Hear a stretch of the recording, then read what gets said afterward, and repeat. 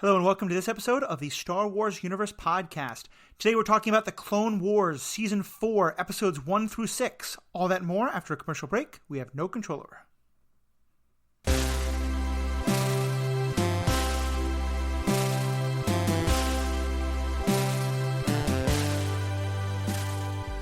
Welcome back. I'm Matthew. I'm one of your hosts. I'm joined as always for the Clone Wars by Riki and Sarah Hayashi. How you folks doing tonight? Fantastic. Oh, yeah. Awesome. How are you? Pretty good.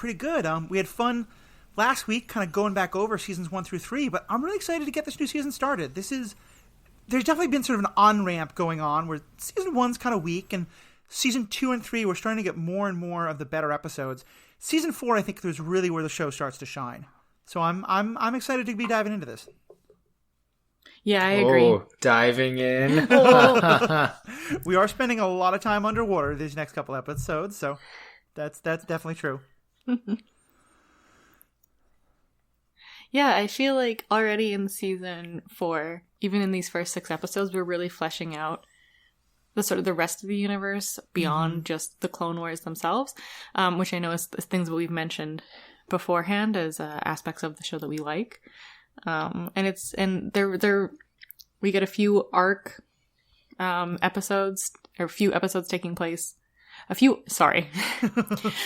We get a few story arcs that take place over multiple episodes. We also get a couple one-shots that are a little bit comedic, which is fun. Yeah, it's all around a fun season. And I think, as Riki was pointing out earlier, this is sort of a droid-themed season, which I'm all about. Yeah. So we get General Grievous back. He's obviously important to that. We have some fun adventures for R2-D2 and C3PO. And what we're going to be trying doing is we want to make sure we finish this season and finish this show and finish Rebels by the time we get to the end of 2021. So much new Star Wars content. We want to get people fully catched up. So we're going to focus on kind of some of the bigger plot arcs. There's a couple of one-off episodes or small things that we're going to maybe skip over and not give a full analysis to. We'll comment on 1 or 2 things about them. So we're going to start by, as Riki pointed out, diving into a 3-part story, all set on the planet of Mon Cal, or Mon Calamari, where Admiral Ackbar, now Captain Ackbar, and his people all come from.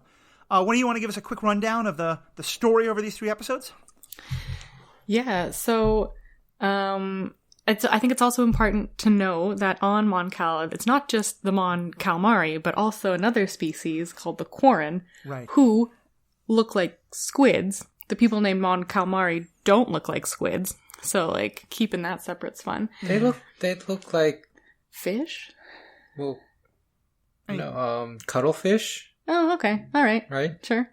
As Matthew, as you pointed out, the Mon Calamari we're probably most familiar with as Admiral Ackbar, and the Quarren I don't think show up in the movies at all. They're background characters. Yeah, but they are upset that basically the Mon Calamari have the planet named after them and seem to be the ruling race. Yeah, which seems like a pretty valid concern. And the king has just recently been found murdered under suspicious circumstances, and the Quarren are upset that another Mon Calamari king is going to be installed, despite being a kid, not really having any power, and they would like a Quarren representative on the throne instead. So they've called in the Separatists to help out with that, and as a result, the Mon Calamari have given the Republic a call and got them to come down. And the Separatists see this as an opportunity, not so much to help the Quarren as an underrepresented people, but to take over the planet outright. Right. There are no parallels with the real world. None at all. Yeah, and so then we get kind of epic battles and back and forth, and I think the only really kind of important parts is that eventually the Quarren come to realize that the Separatists are not really that interested in the rights or issues of the Quarren. They're just there to take over and to have maniacal laughs while they take over power. And the Quarren switch side, and the prince proves to be a noble leader and proves himself as king. And eventually they win and everything works out well. Yeah, he keeps saying how he's going to be a king for all people of Mon Cal, not just the Mon Calamari, but the Quarren too. Honestly, trust me. Here's my question. Why are the protectors of democracy throughout the Democratic Republic so insistent on keeping kings on their thrones of all these places they go to? There are democratic monarchies, aren't there? Naboo definitely has one. Yeah. Well, in the real world as well. But you're saying in this case it's a... Monarchy. Yeah. It's funny because the whole thing, it rides on this idea of, well, of course the prince should rule, but it's so sad that no one wants to listen to him. And as you were kind of saying at the beginning, Sarah, I find myself really sympathetic to the Quarren for most of this story. Oh, 100%. If there is an entire planet with 2 sentient species on it, and the planet is named after one of them, things probably ain't good for the other half, right? Yeah. Like, I'm all for Quarren representation, and I feel like it's a valid complaint, right? Like, the rulers of this planet have continuously been from this other species, and we've never got representation. Yeah. And at the end, they're just back to where they started, but they got to fight the separatists together, and a cool shark dude as well, so that's something. I'm just going to call him King Shark, by the way. I know he has some other name. He's from some particular shark-like, race that he's working for the separatists, but in my mind, that character is simply King Shark. His name is Biff Tannen. It's Riff Tamsin. Oh. Yeah. Like he's a bully. He's King Shark. King Shark. And a neat thing I do like about King Shark is I think he's the first species that we've seen who's like really confined to one terrain type. Mm-hmm. Like the Mon Calamari, pardon me, and what is Master Fisto's race? I'm not sure, but obviously it's something tentacly. Cool.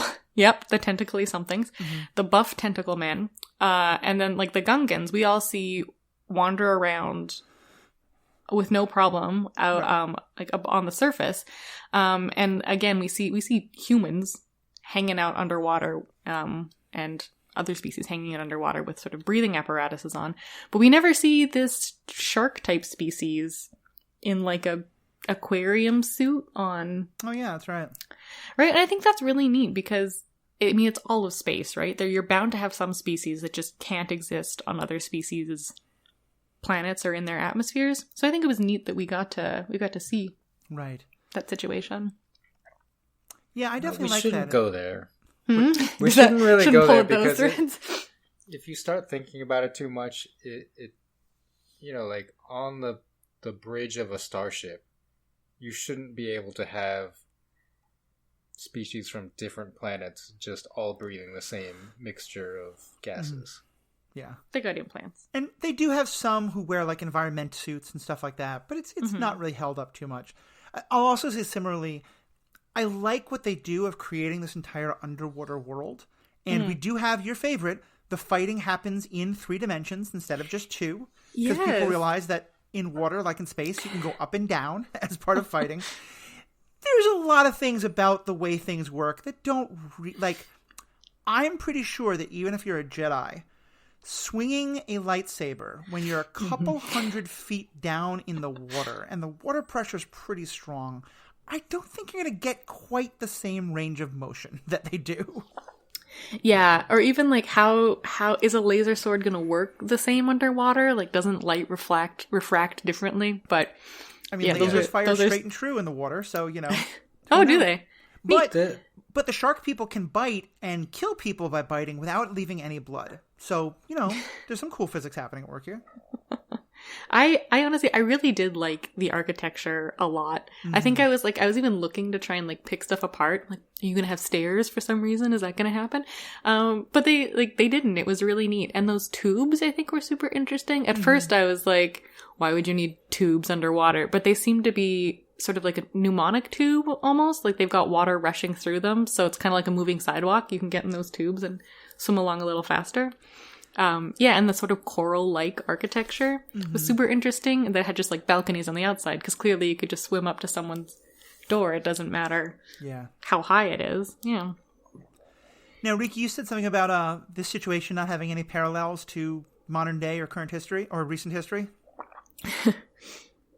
I mean, there's too many to count. How so? Well, most of the Cold War, I would say, was 2 superpowers kind of fighting by proxy through other neutral-ish countries and supporting one side or the other to try to gain a foothold in a place. No, I think that's exactly where I was coming from as well. And this is one of those times where I hope the writers realize what they're doing, because I feel like if you look at it through that lens, the Republic and the Jedi come off pretty badly. Especially as you said, Sarah, at the beginning, about how the Quarren seem to have some real concerns. One of the things I think that's so interesting and horrifying, but happened again and again in the Cold War, and almost any time you have like large nations fighting each other through puppet states, is the very real concern. You know, the North Vietnamese, the North Koreans, like they had some legitimate grievances, but to Americans, well, they're working with the communists, so they must all be bad. And that exact dynamic happens here. All the Jedi care about is that the Quarren are working with the Separatists, and so any thought of thinking that the Quarren have legitimate concerns or that maybe the Mon Cals aren't the good guys, that all goes away. Yeah, totally.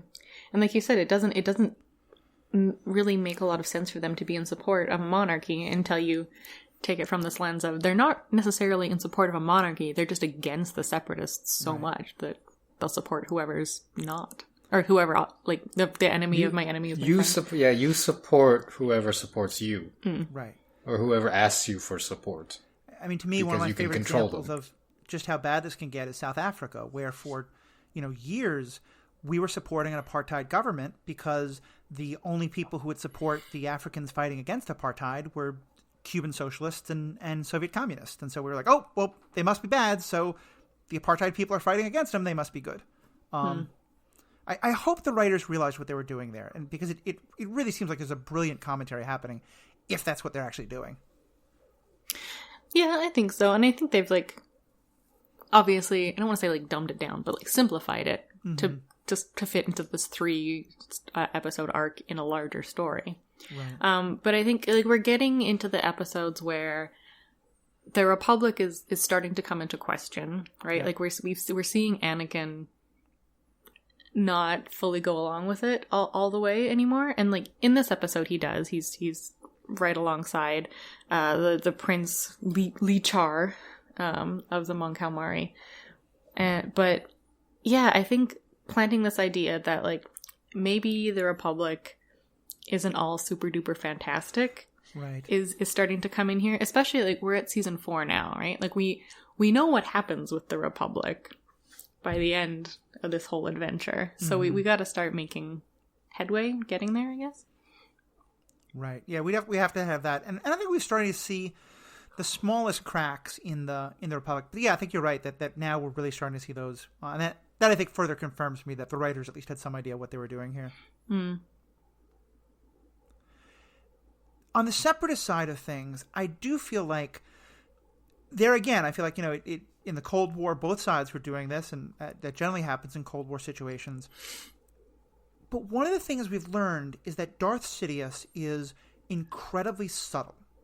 He's incredibly good at manipulating people and at never showing his hand. No one ever realizes why he's doing. It feels like he hasn't really explained that to anyone else he's working with, because how many times have we seen Separatists work with people on a planet and so blatantly betray them in ways that, like, why would anyone work with the Separatists again? Given that we have so many evidences and people talk of, the literal, like, sharks don't have mustaches, but if they did, King Shark would have been twirling his mustache as he went, wahaha, you stupid Quarren, like, I'm going to take over, not you. He actually does the laugh. He does the evil laugh, and then he bites a lot of monologues and then laughs. Yeah. Rubs it in his face. When he's, like, torturing Jedi and just being an all-around evil villain. What better way to guarantee the Quarren are going to fight with the Mon Calamari? Like, it seems so dumb. Yeah, I don't know. Like, as we were watching it, Riki was pointing out, he's just giving them so much evidence to ultimately make the not the heel turn. What's the face turn? Is that a thing? Yeah. Yeah, at the end, like, to... Whereas if they had been, like you were saying, a little more subtle, maybe the Quarren would have stuck with them just because, they are they do seem to have legitimate concerns that didn't get resolved by the end of this, right?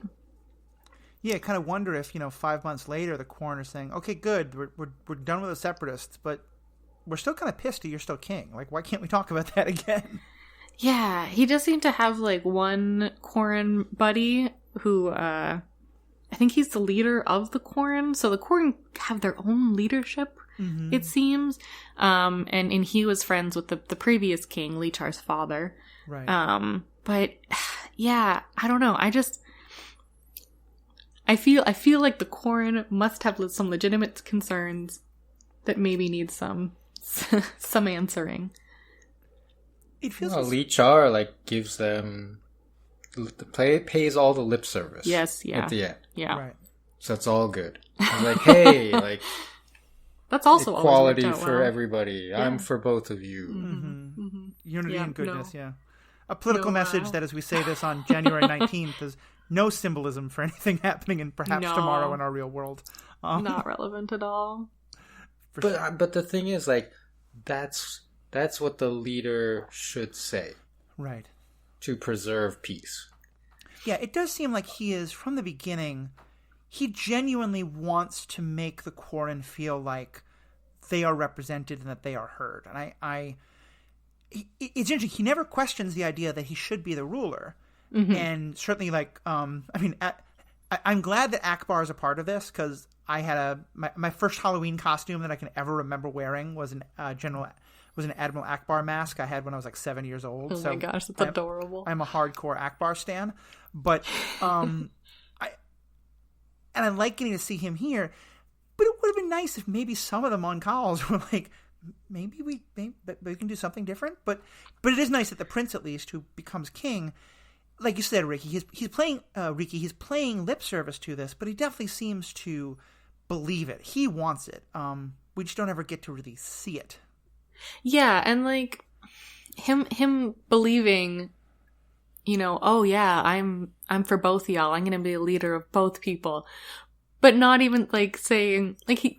Right, like we're gonna call the planet Quarren now. Yeah, right, or just like something that shows that he actually means it. Yeah, okay. Right. It feels like the classic, like I'm an excellent ally. I don't know what you're talking about. Yeah, sort of stance, and like I don't know, maybe he will be, but also I don't know, do something, man. Be like, and also my Quarren leader friend is gonna lead alongside me just to make sure y'all are represented, right? Come on. But that's the stuff you don't want to see on this show, Sarah. Is the politics and the boring bureaucratic No, okay. stuff. If he went into like a whole diatribe about how they were gonna like evenly divide the taxes and like redistrict Mon Cala, then yeah, then I'd be out. But if he was just like, I totally forget the Quarren's name, but like Quarren leader. There we go. What is it? Mos Sarai? I thought that's how you pronounced it. Yes, that's fair. I totally forgot. Mos Sarai and I are going to be co-leaders of the planet. We're going to form a coalition and work together, right? Like, one line is fine. That's not, like, the deep dive into, like, the quote-unquote boring politics that I don't like. And it doesn't even necessarily need to be... Like, I don't need to see this guy's 3-point plan for the future of Mon Cala. Just to, like, more than, like, I'm going to represent both of you. Yeah. I mean, even just for the Quarren have like one specific demand, like we want to, teach our language on Tuesdays and Thursdays, whatever the heck it is, like to have that be acknowledged and have the king do some tangible, like we will do this thing that the Quarren want, that it would have been nice to include that. Yeah. Like it seems like their main concern right now is like, we don't want sole Mon Calamari representation for the entire government, right? Like we would like some Quarren representation in government. So just be like, you get it. The end. Hooray. But isn't the leader of the Quarren a senator? Was that not? I thought that he was. I think a senator in to the Republic. I think that's the same way. Like on Naboo, the Gungans and the Naboo folk both have senators. I think here both groups have senators.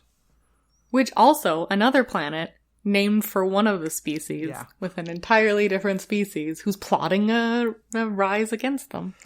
I did find it a little uncomfortable that the Gungans wind up just, sacrificing themselves by the thousands to come help on this planet when my gosh. Like the Gungans should also have a similar viewpoint to the Quarren. Yeah, it was just like, Amidala's in trouble. Let's get on the boats and dive into the water and do not much, but be loud about it. They threw their bombs. Yeah. Which stopped the supposedly invincible hydroid Medusas. Yeah, but they do... I feel like the Quarren point out that the Separatists' magnificence has been exaggerated, and Biff Tannen rebuts, like, yeah, of course we exaggerate. That's how we win wars. Right. So the fact that he's called them invincible, and they're not invincible, I'm fine with that. Mm-hmm. Right? Just like the Titanic's unsinkable. Yeah, war's all about propaganda. The Republic does exactly. it. Quick plug for something just related to that. I don't know if either of you have read or planning to read any of the High Republic books that have just come out. The first one, Light of the Jedi, we're going to put up a review of it pretty soon. But one thing it does a great job is of talking about how there's this legend of the Jedi that exists, and that, the Jedi are real people and they're doing real Jedi things, but that there are all these people who, like, maybe one person in their neighborhood once saw a Jedi 30 years ago. And so there's just all this mythology and legends about the, one person talks about, like, Jedi shooting lasers out of their eyes and crazy things like this, So it's kind of fun to see that again. That, but you tell stories. You tell them you're invincible. You tell them we defeated them easily. Whatever the heck the lie is to support the war propaganda. Yeah, totally. Only other thing I want to add is there's an awful lot of this. The other thing I want to add is that there's an awful lot of this story that, in the way that the fighting is done, it reminds me a lot of doing underwater fighting in video games, which I hate with a passion. So I definitely was bringing up some, like, no, that looks terrible. It was much better to watch instead of having to play it, but that was a little bit of hate in my heart it stirred up. Just because of the mechanics of it, or? Yeah, I just never find it fun. I'm never very good at it. Whether it's like World of Warcraft or any of these video games. I'm not a big video gamer by any means, but in so many, there's always you've got to learn how to fight underwater too, and it's never my favorite. Yeah. My only underwater video game experience is like the Mario levels. Oh, yeah. So... I don't think they're really worried about the physics of underwater movement in those. Yeah. Two-dimensionally. But yeah. I don't know. I think it's the same problem, right? Of the fighting in space. You've got 3 dimensions to worry about, and so rarely does that happen on Earth. Right. That it's just like weird to conceptualize. Yeah, it's hard to wrap your minds around, and probably hard to animate. But it is nice that they acknowledge it at least here. Yeah, for sure. Riki, anything more about this arc before you dive into some of the others? I thought it was very interesting the way Captain Ackbar was supporting Lee Char. He kept saying, like, no, Lee Char is the king, or he's going to be king. He has to decide. Right. But then was also kind of like whispering in his ear, like, okay, now tell the troops to attack. So he was kind of he was propping up the monarchy as the legitimate leadership, but also acknowledging, like, he's just a kid. I'm the guy who knows all this stuff. Right. And doing stuff for him. It reminds me of, I've never served in the military, but I've heard that this is I've seen this dynamic happen often in media and also have spoken to a lot of people in the military who've told me this is something that's very much true, where you have the fresh out of West Point lieutenant who's working with a staff sergeant who's been in the Army for 15 years. And in theory, the lieutenant is higher in the chain of command, but everyone knows that when the sergeant makes a quote-unquote suggestion, he's going to listen very carefully.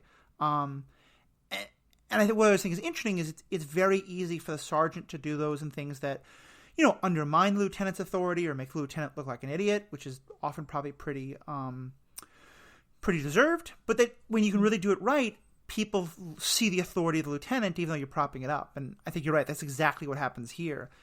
Ackbar is really dedicated to making the prince be the one who looks good so that the people by the end want him to be their king.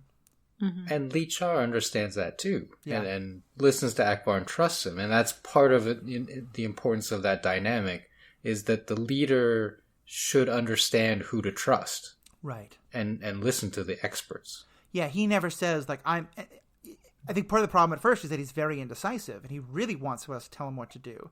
And Ackbar, and he becomes, towards the end of the arc, Ackbar is prisoner, and so he has to make decisions on his own.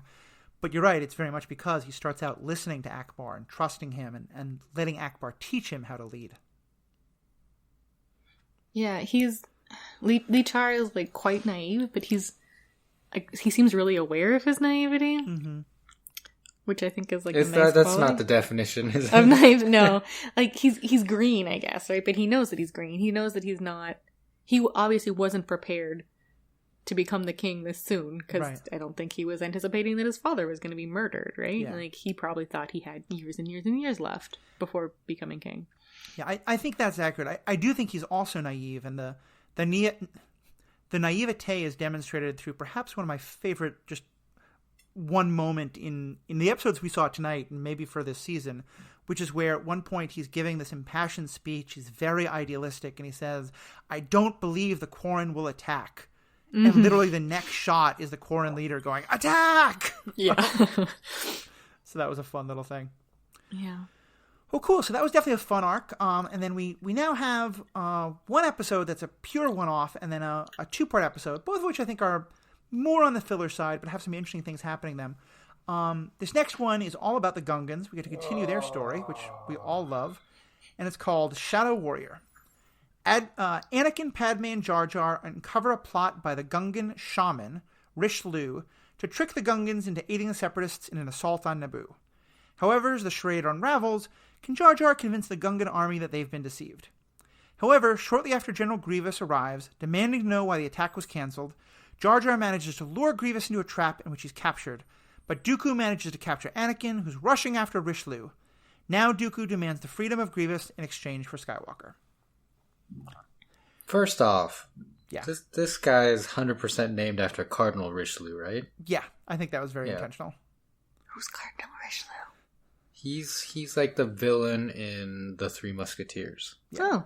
Yeah, he was a very important figure during in French monarchy, kind of similar to the role that oh god, okay, Cardinal. If you think of like what Cardinal Wolsey does for the Tudor monarchy, Richelieu is very much that for the Louis.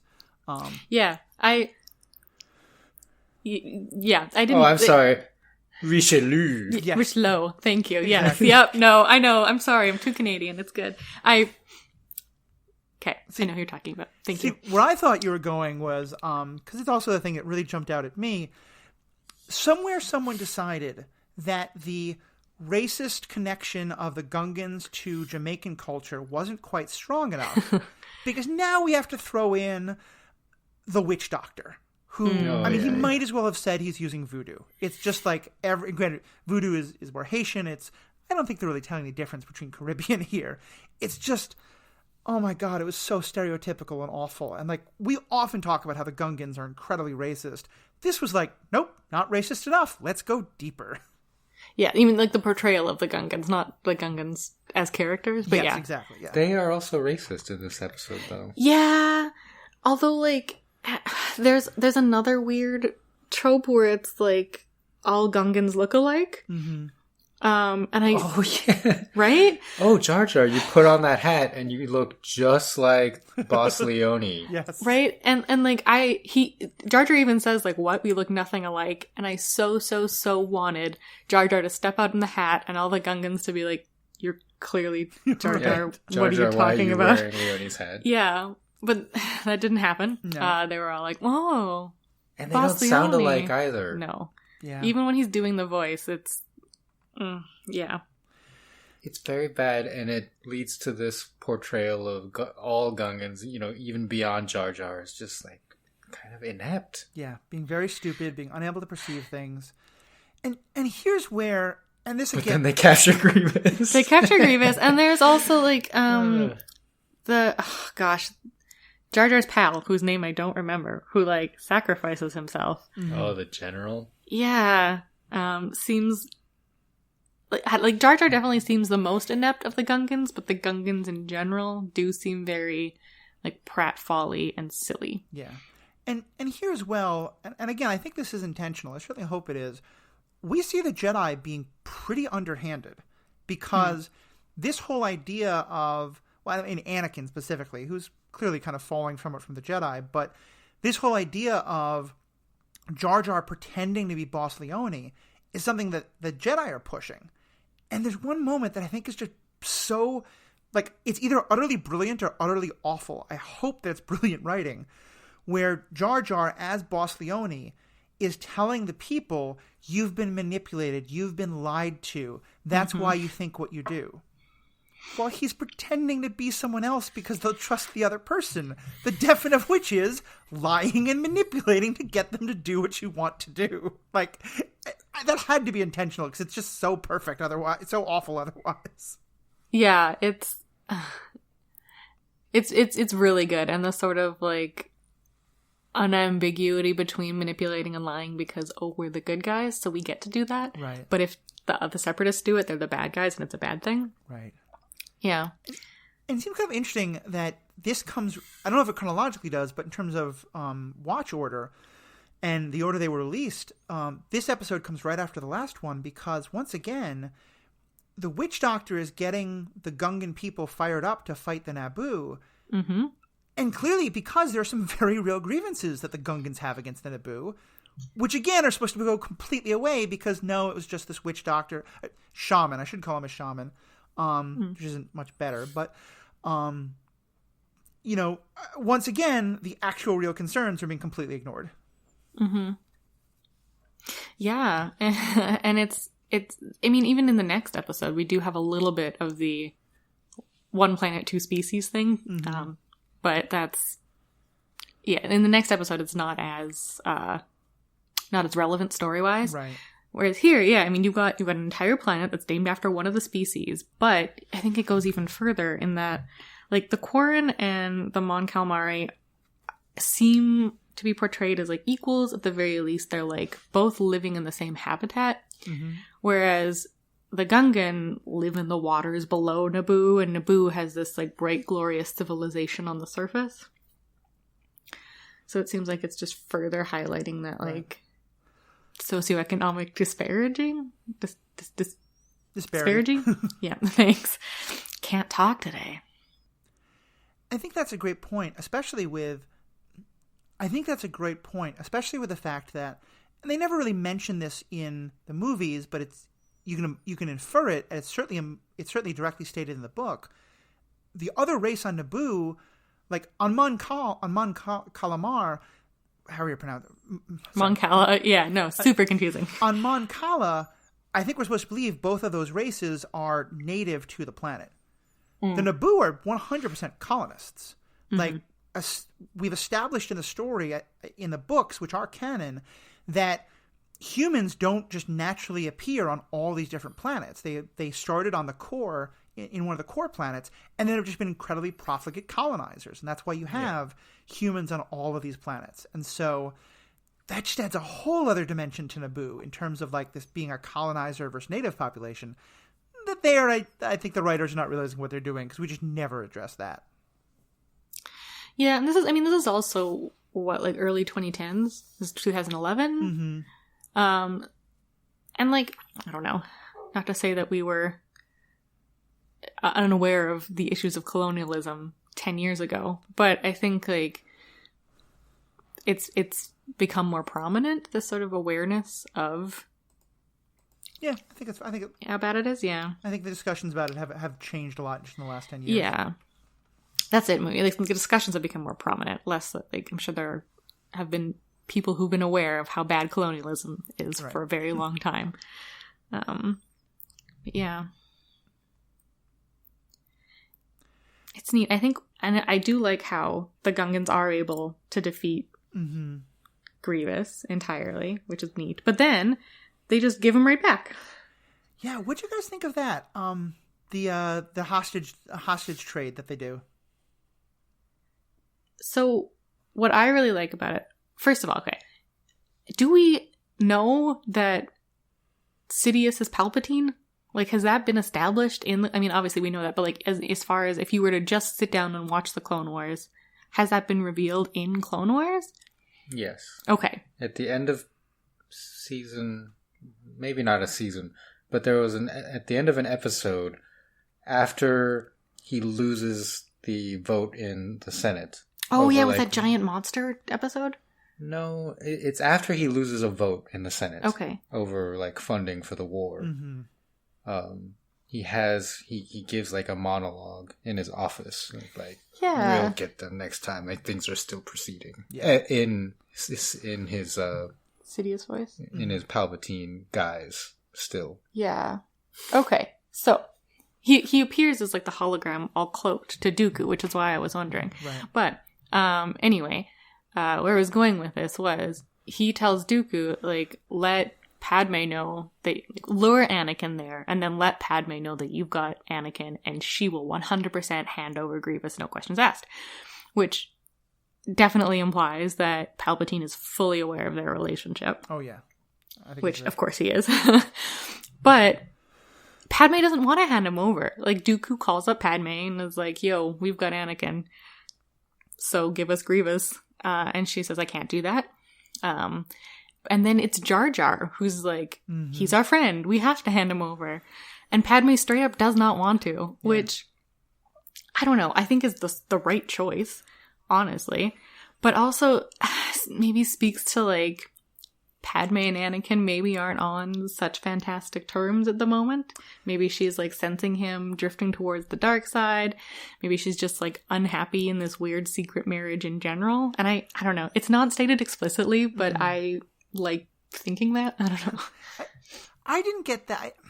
I feel like what we're more supposed to see, I mean, that's certainly a possible reading. I'm not trying to say you're wrong. I think the way I saw it, though, is that what Padme is doing is not, it's not that it's based on her personal feelings to Anakin either way. It's that she's recognizing my personal feelings towards Anakin shouldn't make this decision. Because I think you're right. I don't think it's a good decision. Anakin, as great as he is, and we know that he's a powerful Jedi, he's still one general among many. General Grievous is literally the leader of this army, and it's established later that if you kill him, the war ends. And maybe they don't quite know that now, but certainly it feels like Grievous is a much more valuable prisoner than one individual Jedi general out of dozens. So yeah, I definitely thought she was making the right decision there, and was really annoyed when... and of course it's because we want to have Grievous active, and we want to have Anakin active. For, like, plot-wise, it wouldn't make any sense. But yeah, I thought that was a really dumb trade for them to make.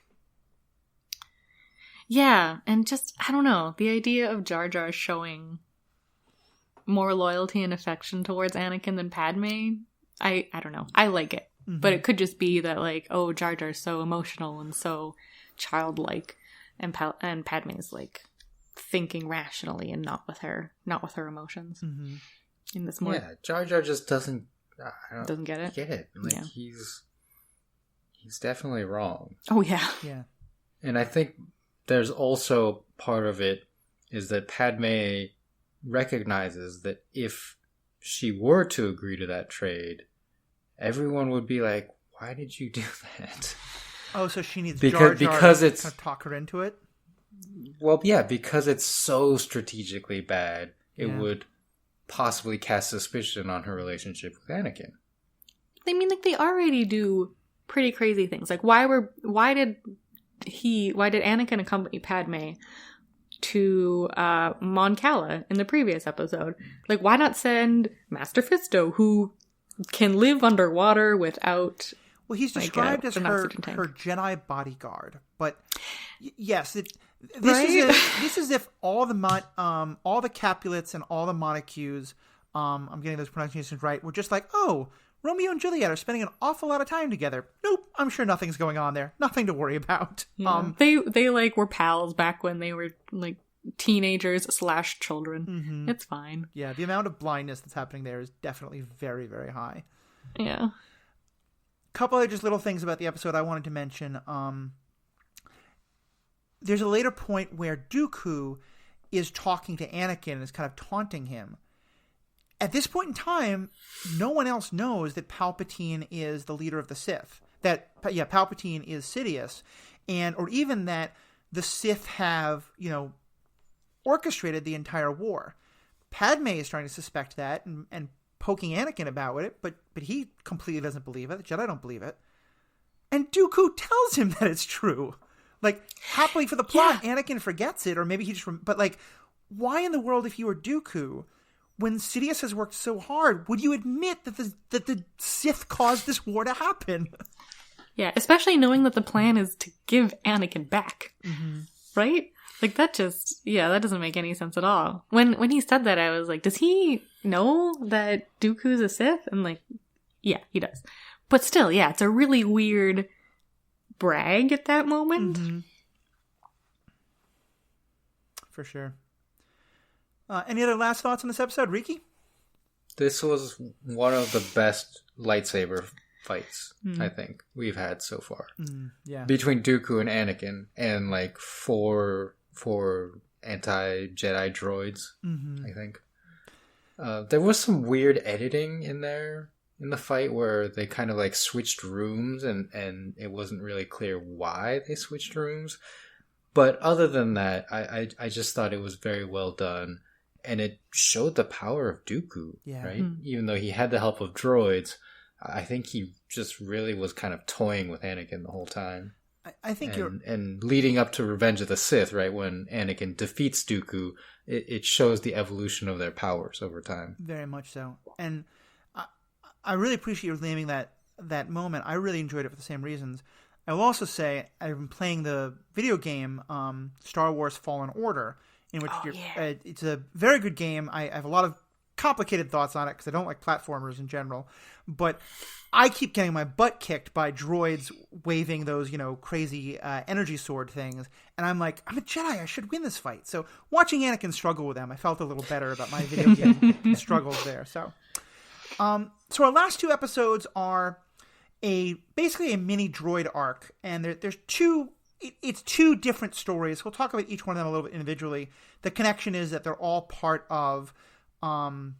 they're following R2-D2 and C3PO.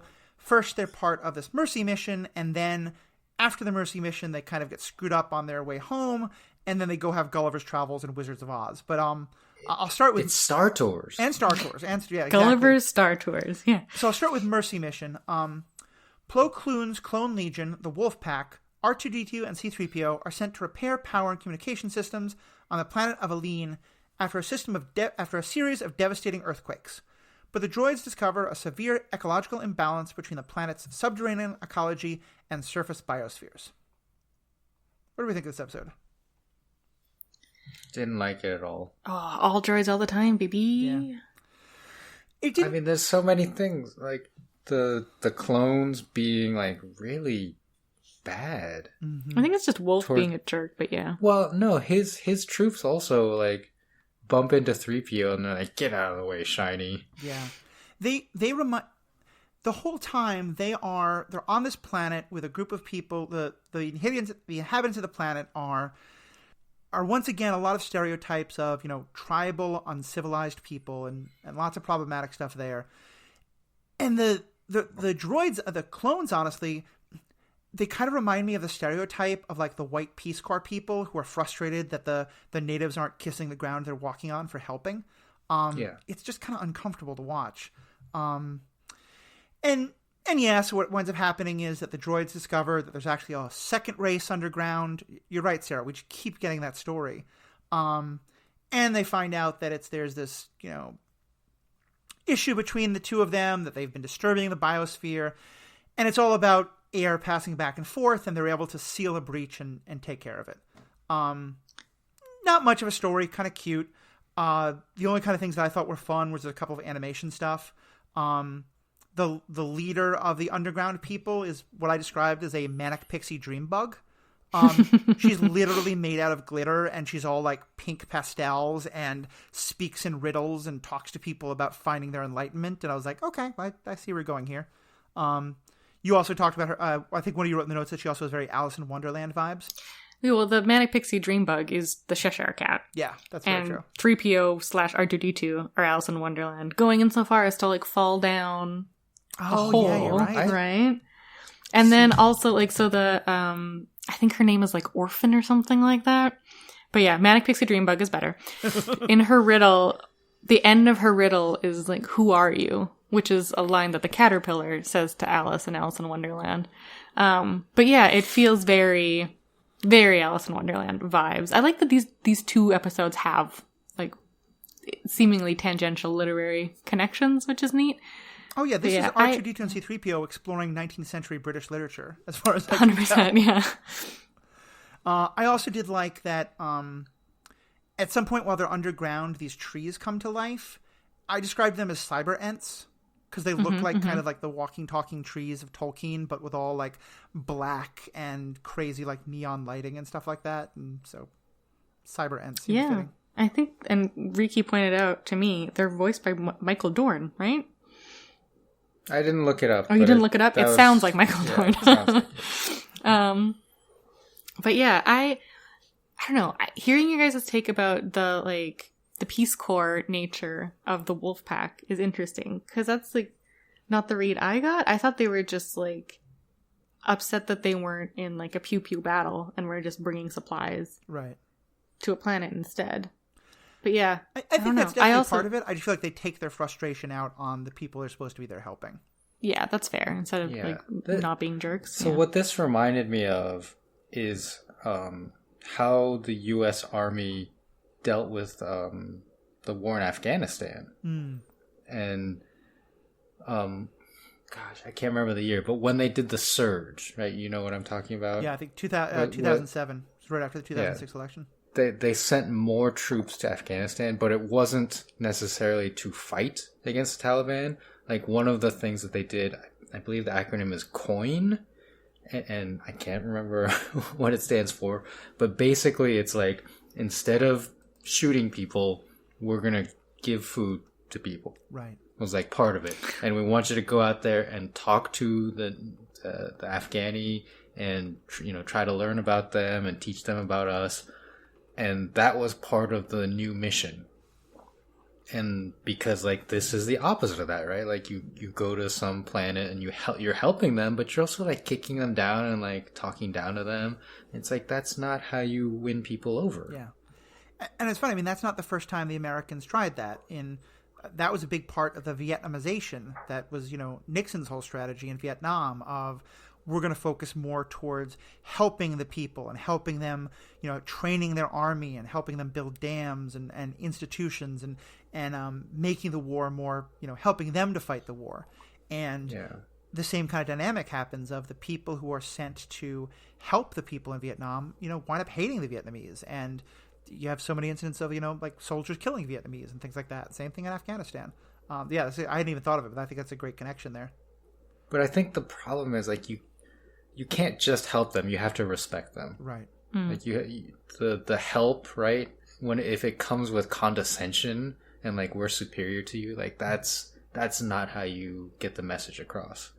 And I think at least in Afghanistan, like they focused a lot more on the message when they did the surge. That makes sense. I think it's interesting that this is coming from clones, right? Because one of the things we've been talking about is how the Jedi act superior to the clones, right? And like now the clones are doing it. Yeah. That's an interesting point, yeah. It's like perpetuating the cycle.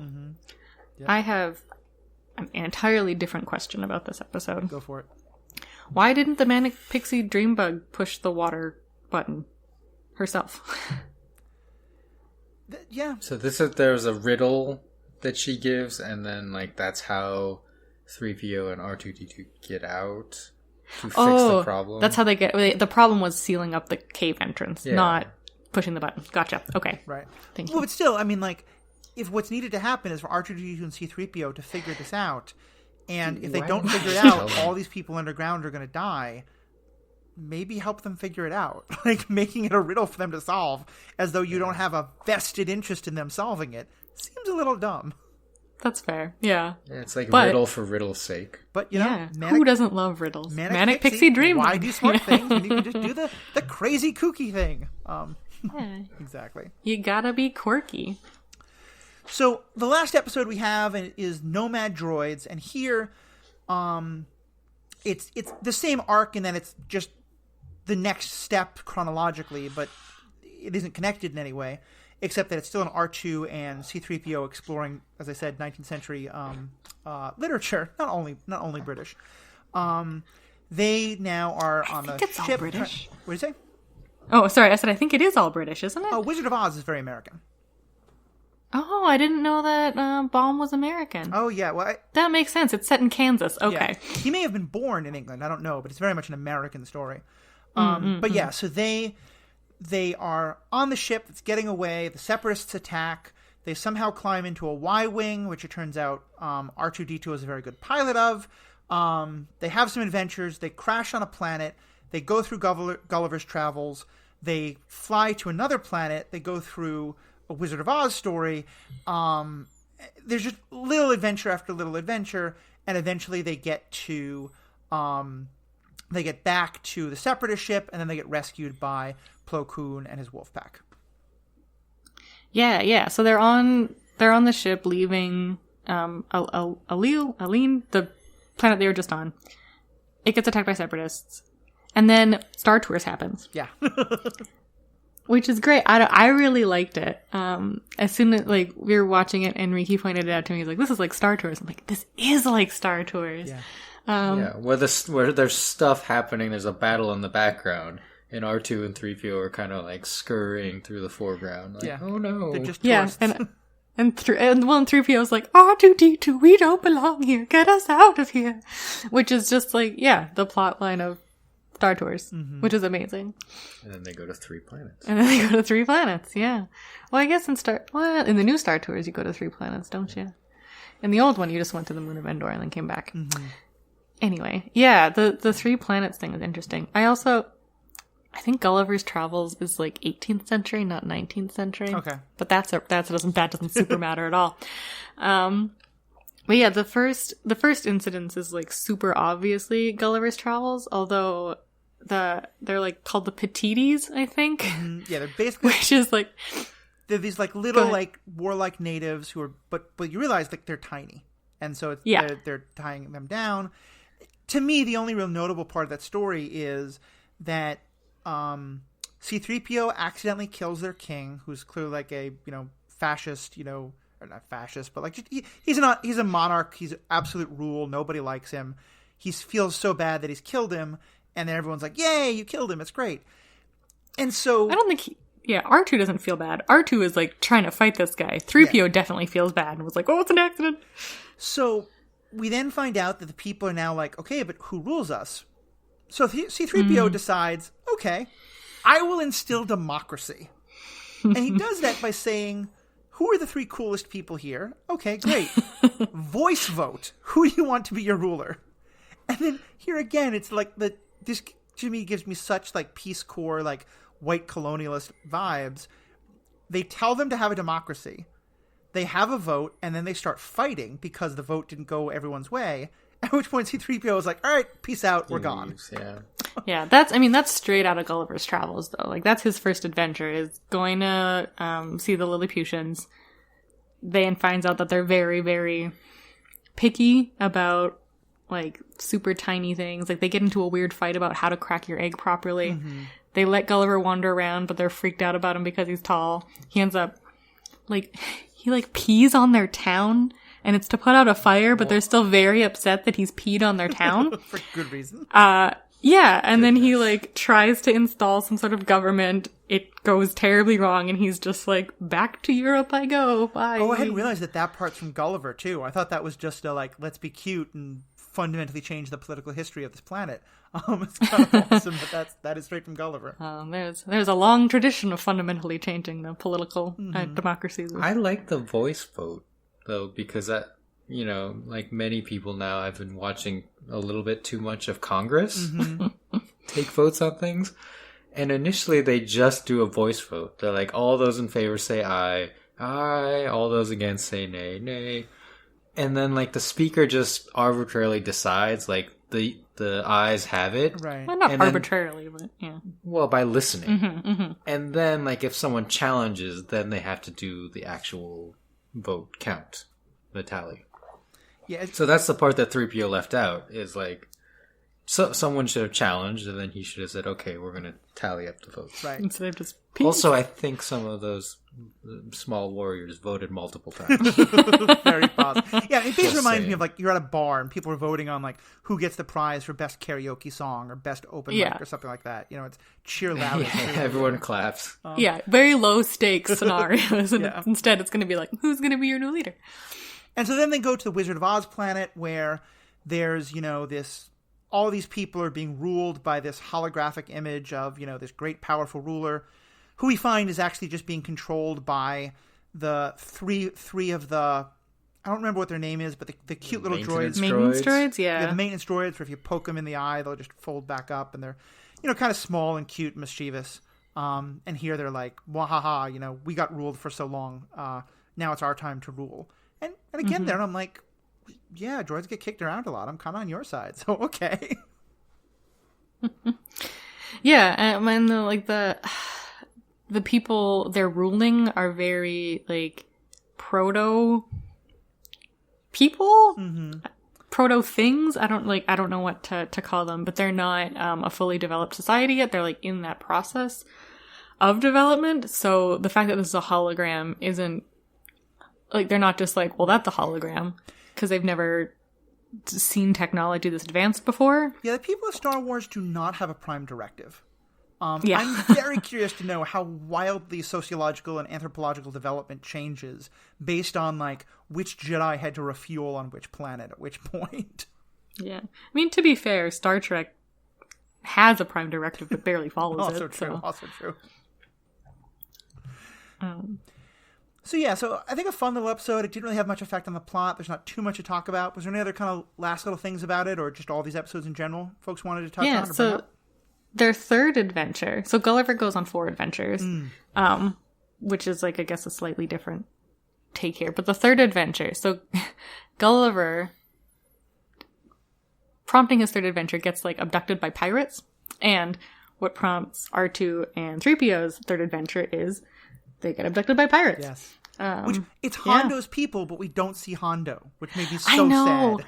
When this episode came on and the like Petiti's ruler was about to come out, I'm like, is this Hondo? Like, I think I remember this being Hondo, and it isn't. But I was like, oh, this is why I thought Hondo was in this episode. He's not, and I want him to be. I miss him. But yeah, it's the Hondo pirates who are having like droid gladiatorial duels to the death. But 3PO, R2-D2, a trash can droid, all get saved by Plo Koon, as you mentioned. Yeah. I don't believe the trash can droid got saved. No, he didn't. The guy in front of the trash can droid got melted down, but the trash can droid was fine. Which, by the way, Star Wars Fallen Order has now taught me that those are mobile power generators. All right. They're basically supposed to be walking batteries, so... Interesting. No, they're walking trash cans. They do very much look like walking You trash can't cans. tell me otherwise. Well, Sarah, I'm so glad that you actually know so much about Gulliver's Travels. I just thought it was, the Lilliputian kind of reference. So I'm glad that actually, I had no idea it goes that deep. Obscure literary references? I'm your gal. I just want to, I wish someone would write the tell-all book about what happened in the Clone Wars writer's room, because on the one, like, we keep having these conversations of like, did they intend to do that? Were they being this wonderfully subtle and setting this up? And then other days it feels like they all sat around, got high, and someone was like, oh, well, Lucas is off promoting the next movie. What do you want to write about this week? I don't know. How about C3PO has Gulliver's Travels? Sure, let's do it. Like, it just seems so random. Well, it's great. Like, I really appreciate all these like subtle literary references. Like, it wasn't enough that they needed to like stick in honor of Akira Kurosawa in front of it, like they did with the Seven Samurai episode. But it's enough that like, if you're familiar with the story, if you're not familiar with the story, you get the Lilliputians, and that's cool, which is still like a fun literary reference. Right. But if you are familiar with the story, there's like all these other little things that start clicking into place. I don't know. I think it's neat, and especially like drawing on previous literary canon and bringing it into like a new modern trope is just like, I don't know. It's a really exciting, really interesting tradition, and I'm here for it. Again, like as we've said in the past, TV shows the seasons used to be much longer, and they had to fill, 20 plus episodes, and you can't have them all be bangers. Yeah. So who's saying this wasn't a banger?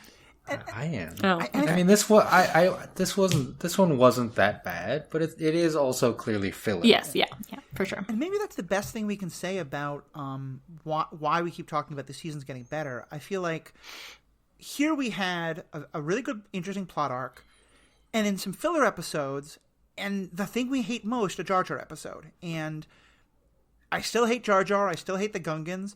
I think this is the best Jar Jar episode we've gotten so far in terms of like the most other good things happening. And the filler episodes are they don't really do much, but they're entertaining, and they're not painful the way a lot of the ones in earlier seasons are.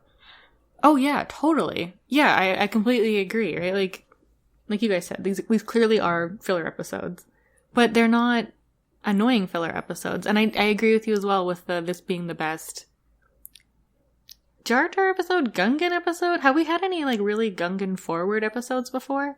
Like, I know we've had a few with Jar Jar Pratt falling around.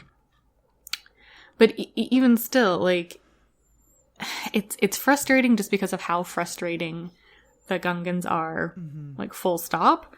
But I think as far as a story, like, you even get your little bit of the Prince and the Pauper vibes, right? With Jar Jar standing in to be Boss Leone. Yeah, they were fun as well, which I think is what you want from your filler episodes, right? Like, it wasn't some weird, tragic... Not that there's anything wrong with, like, a really heavy filler episode either, but it was just, like, lighthearted and fun to watch. Yeah, I think that's a good way to put it. Riki, any other final thoughts from you? No. This was a good set. Yeah. I don't think it's as good a start to a season as Season 3 was, but it was a fine beginning. Yeah, I think it's definitely true. So listeners, what about you? For those folks who are following along with us, you're watching along, what do you think of these episodes? For you all you haven't watched the episodes, you're not planning to watch the episodes, but you want us to kind of hear along, what's your take on stuff? We'd love to hear it. You can find all the ways to contact us by going to theethicalpanda.com. Under The Ethical Panda, I'm sort of putting together all the social media for my different podcasts. This one, Superhero Ethics, PandaVision, other things I'm on. So there you can find contact information. You can join the conversation on Facebook or on Twitter, or you can email me, and I can either respond directly to you or read your comment on air and talk about it that way. You can also go to strandedpanda.com, and there you're going to find a lot more of There you're going to find this podcast as well as the other podcasts I do and all the other podcasts in the Stranded Panda podcast network. In the same way that here we do deep dives into Star Wars, there you're going to find deep dives into Star Trek, the MCU, the DC Universe, all these other great things. Lots of great content there to define and adjust. So on behalf of myself, Riki, Sarah, thank you all so much for listening. Have a great day.